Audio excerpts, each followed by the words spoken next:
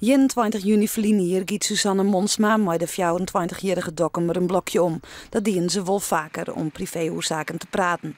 Deze keer hoe het fataal af voor de jonge vrouw. De vertochte zei dat hij met haar praten woer problemen met zijn huid. Hij had een regentas mee, maar erin een moker.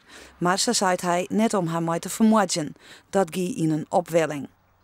Jeder hier liep wel een heel orenverklaring. Hij zou stuurd wezen door een drugsdealer. Hoe het nou precies ging is, wordt net volslijn duidelijk. Maar nevens de officier kan bewijst worden dat het mij voorbedachte raden weer en eerst keer om 12 uur zelf van moord. Dat de vertochte letter op een jongen waarom gaan is om ik nog seks met de slachtoffer te hebben, is strafverhegend, maar kan net ter lastenlijn worden. Anders dan op de voorlopige telastenlegging heb ik op de definitieve telastenlegging geen zedendelict opgenomen. Juridisch kunnen we het niet verwieten.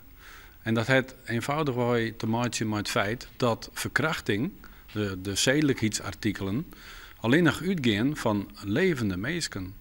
En dus niet van het feit dat er iemand al overleden is. De advocaten van de vertochte binnen het net eens met de onklacht moord en TBS.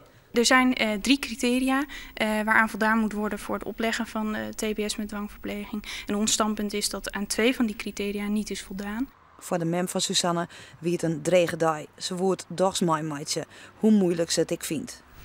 Het moet nog even bezinken, denk ik. Je hoort zoveel en ook zoveel onrecht. En je ziet je dochter in mijn herinnering.